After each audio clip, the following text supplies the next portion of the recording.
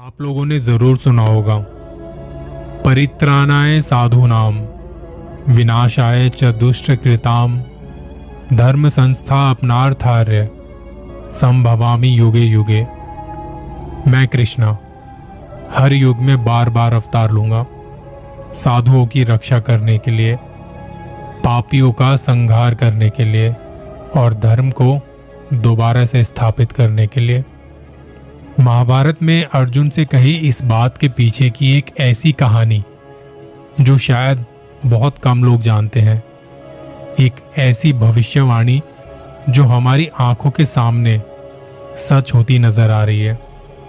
आज हम एक ऐसे युग में जी रहे हैं जहां मर्यादा और धर्म की ताकत कम हो रही है और दूसरी तरफ अधर्म, हिंसा, दुख तकलीफ हमारी इस धरती पर बढ़ता जा रहा है। लेकिन हमेशा ऐसा नहीं रहने वाला। जल्दी ही एक ऐसा समय आएगा जब हमारी धरती अंदर से फटने लगेगी, आसमान से तेजाब बरसेगा और मानव अपना राक्षसी रूप दिखाएगा। और तब एक दिव्य योद्धा प्रकट होगा, सफेद घोड़े पर सवार, आग से लिपटी हुई तलवार लिए। उसका उद्देश्य होगा इस अंधकार से दुनिया को मुक्ति दिलाना और दुनिया का अंत करना फिर से नए जीवन के लिए। सही सुना आपने, ये कहानी है भगवान विष्णु के 10वें और आखिरी अवतार की। ये कहानी है कल्कि अवतार की।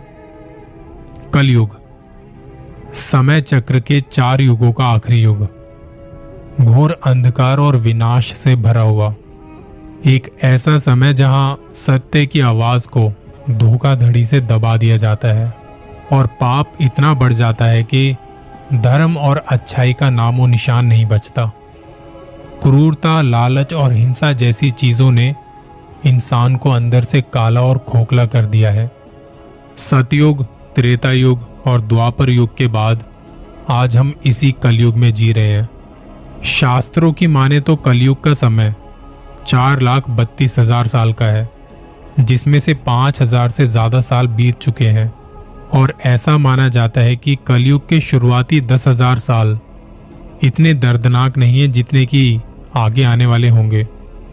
मतलब हम लोग अभी कलयुग के गोल्डन पीरियड में जी रहे हैं, जहां अच्छाई और उम्मीद की हल्की सी किरण अब भी बाकी है, जहां अब भी देवी देवताओं को पूजा जाता है और धर्म का पालन किया जाता है। लेकिन कलयुग के 10,000 साल के बीत जाने के बाद एक ऐसा समय आएगा जब इंसानियत का घिनौना चेहरा सबके सामने होगा। एक ऐसा समाज बनेगा जहां कोई हमदर्दी, एकता, प्यार, मोहब्बत नहीं बचेगी, जहां हर जगह पाप ही पाप होगा और अच्छाई का गला घोट के उसे अंधकार में छोड़ दिया जाएगा। एक इंसान का किसी दूसरे इंसान पर से भरोसा उठ जाएगा, इतना कि अपने सगे संबंधियों को भी कोई नहीं छोड़ेगा। उनसे धोखाधड़ी, छल, कपट सब करेंगे। लालच के चलते इंसान इतना पागल हो जाएगा कि उसे अच्छे बुरे का फर्क ही नजर नहीं आएगा। और फिर इसके बाद पूरी दुनिया विनाश की कगार पर आ खड़ी होगी। लोगों के पास खाने के लिए अन्न नहीं होगा, नदियां, जलाशय सब सूख जाएंगे, आसमान में अंधकार छा जाएगा और तेजाब की बारिश होगी। धरती सूखकर अंदर से फटने लगेगी, क्योंकि कल्कि नाम का एक खतरनाक, शक्तिशाली असुर जो क्रूरता, हिंसा और लालच का प्रतीक है, ये सब अपनी चरम सीमा पर होगा। अंधकार से भरा हुआ उसका काला रंग, उसकी चमड़ी जैसे कुरेदी हुई, मुंह से निकलते हुए बड़े बड़े दांत और लालच से भरी हुई किसी ज्वाला की तरह लाल जीभ, आग जैसी चमकती हुई उसकी आंखें और उसके शरीर से आती भयानक बदबू, इन सब को देखकर ही इंसान के मन में डर भर जाएगा। ऐसी उसकी बनावट होगी। कली का जन्म क्रोध, लालच और अधर्म से हुआ है। कली भय, मृत्यु और यातना पर कब्जा कर सकता है। इन सब के बावजूद कली सिर्फ एक असुर नहीं बल्कि कलयुग का प्रतीक है। कलयुग को उसी के नाम से जाना जाता है। लालच, जलन और हिंसा उसके हथियार है। इसका इस्तेमाल करके वो लोगों को अपने वश में करता है और उनसे अपनी भक्ति करवाता है। ऐसा माना जाता है कली आगे चलकर इतना ज्यादा ताकतवर हो जाएगा कि इंसान देवताओं को छोड़कर उसकी पूजा करने लग जाएंगे। उसके कहने पर लोग हर तरह का पाप करने को तैयार होंगे, जिसका असर उनके शरीर पर पड़ेगा और मानव जाति की शक्ल धीरे धीरे उसी की तरह भयानक हो जाएगी। वो देखने में किसी नरभक्षी राक्षस से लगने लगेंगे। वो हिंसक हो जाएंगे और किसी को भी मारकर उन्हें खाने लगेंगे। कली का असर इतना गहरा होगा कि चारों तरफ तबाही होगी, विनाश होगा, हर तरफ खून खराबा, चोरियां, लड़ाइयां होंगी और कली की बनाई इस दुनिया को हर कोई तबाही की कगार पर देखेगा। और जब ऐसा होगा तब विष्णु भगवान अपना 10वां अवतार लेंगे और कल्कि के रूप में इस धरती पर जन्म लेंगे। देवदत्त नाम के सफेद घोड़े पर सवार, सूरज के जैसी तेज चमक, हाथ में एक उज्जवल तलवार होगी और शरीर से उभरता हुआ उनका तेज होगा। उनकी गहरी आंखों की तेज दृष्टि होगी जो किसी के भी दिल में झांक कर उसके अंदर की सच्चाई को जान लेगी। उनका चेहरा साक्षी होगा उनके दृढ़ संकल्प का। उनका शरीर एक महान योद्धा जैसा होगा जो उनके बल और साहस का प्रतीक होगा। भगवत पुराण में लिखा गया है कि कल्कि इतने शक्तिशाली होंगे कि एक झटके में लाखों दुष्टों का नाश कर सकेंगे। कल्कि पुराण में बताया गया है कि कलयुग खत्म होने के कुछ ही साल पहले वैशाख महीने की एक पूर्णिमा के 12 दिन बाद कल्कि का जन्म होगा। उनका जन्म यूपी के संभल नाम के एक गांव में होगा, जहां एक ब्राह्मण विष्णुयासा उनके पिता होंगे और सुमति उनकी मां। इसके साथ साथ उनके 4 भाई और होंगे जो उनके कार्य को पूरा करने में उनका साथ देंगे। उनका कार्य कली का अंत करके, अधर्म का विनाश करके धर्म की स्थापना करना होगा। कल्कि मानव का अवतार लेकर आएंगे, लेकिन उनका रूप होगा एक योद्धा का। ऐसा माना जाता है कि कल्कि अवतार की मदद करने के लिए 7 चिरंजीवी आएंगे जो कि सदियों से अपना कर्म पूरा करने के लिए और कल्कि अवतार से मिलने का इंतजार कर रहे हैं, जो माना जाता है कि आज भी धरती पर मौजूद है।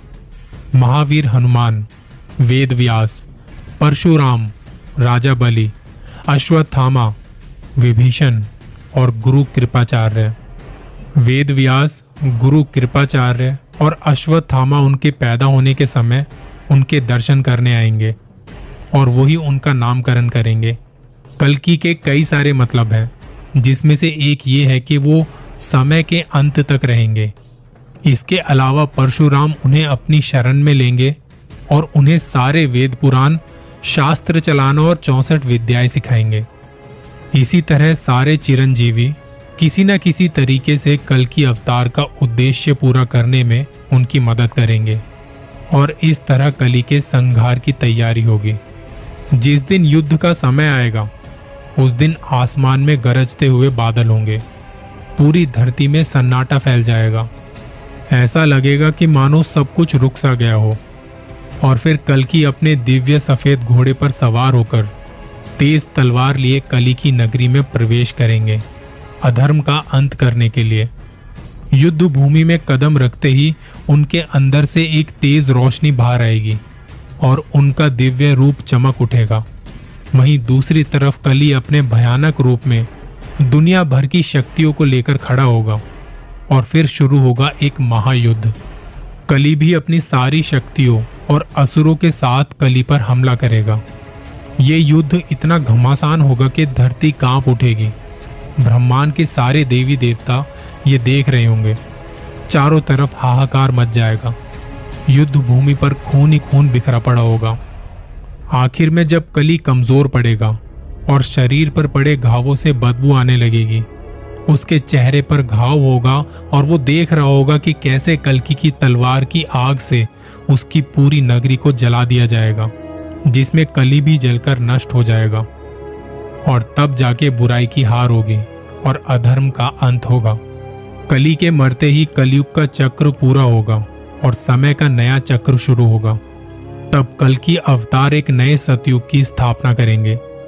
हमारी दुनिया के जितने भी धर्म है, विज्ञान है, उन सभी का ये मानना है कि एक दिन सब कुछ समाप्त हो जाएगा, सब खत्म हो जाएगा। हर धर्म के पास अपनी एक अंत की कहानी है, एक तरह की भविष्यवाणी जिसे हम अलग अलग नाम से जानते हैं, पर इन सभी में एक चीज कॉमन है। जब जब दुनिया में अधर्म बढ़ेगा, ये दुनिया अपने अंत की तरफ बढ़ती जाएगी। ऐसा माना जाता है कि जयपुर के कल्की मंदिर में बनी उनके घोड़े देवदत्त की मूर्ति धीरे धीरे बड़ी हो रही है। मंदिर बनवाते समय किसी तरह उसके बाएं पैर पर एक घाव का निशान बन गया था। वो निशान कब और कैसे पड़ा ये कोई नहीं जानता, और कई कोशिशों के बाद भी उस घाव को भरा नहीं गया, जिस वजह से उसे वैसे ही छोड़ दिया गया। मगर हैरानी की बात यह है, धीरे धीरे गुजरते समय के साथ वो घाव अपने आप भरता जा रहा है और देवदत्त धीरे धीरे जिंदा हो रहा है, अपने सवार कल्की के इंतजार में। माना जाता है जिस दिन वो घाव पूरी तरह भर जाएगा और जब वो जिंदा होगा, उस दिन कल्की अवतार का जन्म होगा। लोगों का ये भी कहना है कि वो घाव जल्दी जल्दी भर रहा है क्योंकि इंसान समय से पहले ही बुरा और बुरा होता जा रहा है। दुनिया में हिंसा बढ़ती जा रही है, मार काट मच रही है, और ये भी हो सकता है कि कल्की समय से पहले ही धरती पर आ जाएंगे। और वही एक बात जो मैंने शुरू में कही थी, परित्राणाय साधूनाम विनाशाय च दुष्टकृताम धर्म संस्था अपनार्थार्य संभवामि युगे युगे।